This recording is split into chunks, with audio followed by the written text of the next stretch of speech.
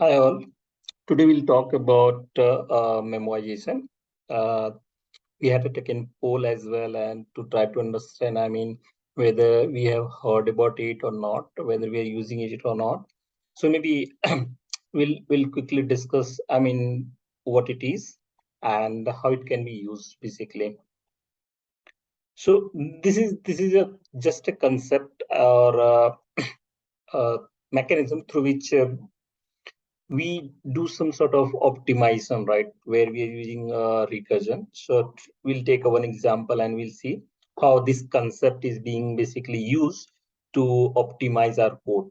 Okay, so let's I'll discuss about one of the use case, right? Let's by generating nth Fibonacci number, right? So just let me create one class for this. Okay, now what we'll do is simply we'll create a method and just a recursive function which will give me a nth number, a Fibonacci number basically. Okay,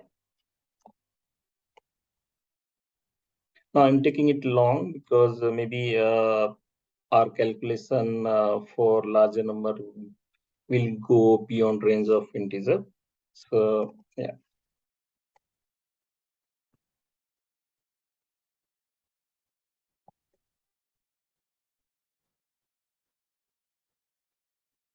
So just if we'll do a recap how the sequence looks like. So if we remember Fibonacci number sequence will start from, let's say, 1, 1, then 2, 3, 5, 8, right? And if you want to break it in the as a function, then how it would be something like this. Function of n is equal to function of n minus 1 plus function of n minus 2. So basically, it is summing up last previous two numbers. So if how 2 is derived is 1 plus 1, 3 is 2 plus 1, 5 is 3 plus 2 and all. Okay. And since we are defining this as a recursive functions, we should know, right? For recursion, the base, funda is, you should know the base case, right? So here in our case, it would be, if we'll talk about 1 and 2, it is a 1, right? So first let me define the base class, base case. So in this case, let's say if I'm taking example, constitution number equal to 1 or number is equal to 2, then pretty much simply I'm returning 1. Okay, because we know value would be 1, and rest will be calculated recursively. So it would be Fibonacci number minus 1 plus Fibonacci number minus 2. Okay, that's it. This looks okay. Now, if we want to print it, Fibonacci number, and I will call it this.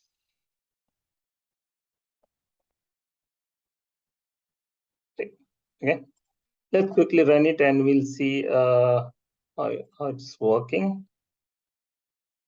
Okay, so it is giving 2. Now if we'll change it and let's say 5, it should return 5, right? Because 1, 2, 3, 4, 5. Okay, cool. And if we'll pass 6, then it should return 8. Yeah, pretty much fine. So this is working fine. Now to get the, so internal, just quickly we'll try to understand about this, how it works. So let's say if we pass the value as 5, how internally it would be represented is something like this. Okay, so we'll have a function of 5, which will be again broken into two parts, function of 4 and function of 3. Okay, now again function of 4 will become 3, 2, 2, 1, and it will go up to 1 and 2. There and this is the base case. So basically this will sum up, right? This plus this. So this is the base case which will return 1. So 1 plus 1. This will return this will return basically value 2 over here, and function 2, this is a value 1, so this plus 1, so 2 plus 2 1, this will basically return 3. This is a 1, this is a 1, and basically f3 will have the value as 2. Okay, and 3 plus 2 final value would be 5. So when we are passing 5, it is returning 5. So when we call about all this recursion, how internally it works is this is getting pushed into the stack, basically memory, and it gets calculated. So just this is just a simple example where we are taking an input as a 5. What if we have a larger set of input, and then we are putting all those into stack for calculations? And if you see the interesting thing on this structure, so here you can see, right, let's say if you are doing calculations for this area, right, F3. So again, we are doing calculations for this, right? So there should be a mechanism through which we should know, okay, if we have already calculated function 3, then we'll not repeat it, right? And what advantage it will give is, it will reduce the time complexity drastically. Because here, if you see, right, how time complexity or basically structure looks like, it is growing exponentially. Now, if we can find something which will just ensure that each node or each function we for certain given input, we are calling only once, right? Because see, it doesn't make sense to have calling same method by passing same parameter, and we know the output, right? So pretty much we can utilize the those value, and it will be very faster compared to the execution, right? So whenever someone asks, give the recursion program and ask about how you can optimize this recursive function or recursive call, so first answer would be the memoization. Okay, so this is a concept. So let's see basically how, or what would be the difference over here. So to differentiate, what we can do is maybe we can put timer, and maybe we can calculate time taken, right? So let's put start time. So, and then after calculations, maybe we can take in time.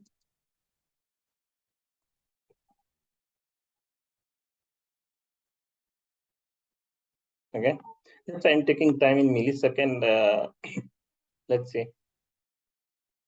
So time taken in millisecond, and this would be in time minus start. Okay, cool. So I since I took a number 5, and if I'll run it now, so it will be, I mean, taking 6 milliseconds. That's obvious, right? Because number is quite, I mean, small number we are taking here. But just assume, I mean, if you are taking 50, okay, what would happen? So it's running it, and this basically time taken will depend on basically where you are running your program. Okay, for some it might be a little faster, for some might be little slower, right?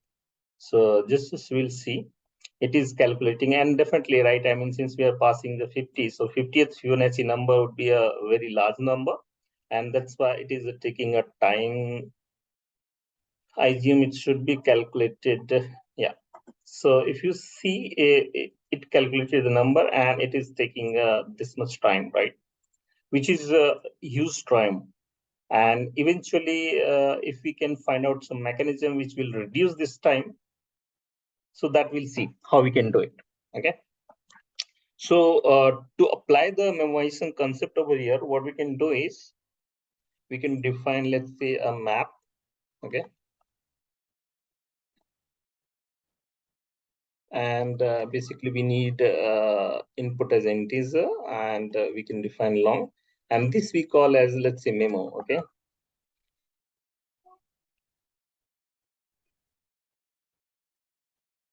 okay, fine. So basically what we'll do is we'll put some condition over here, and we'll say, okay, if memo contains key, a number. Okay. Just I'm checking whether that number exists in memo. If yes, simply return memo dot get number. Okay. Now, since we are checking in this memo, or basically whether already that number exists, what we'll have to do is we'll have to put that number, right?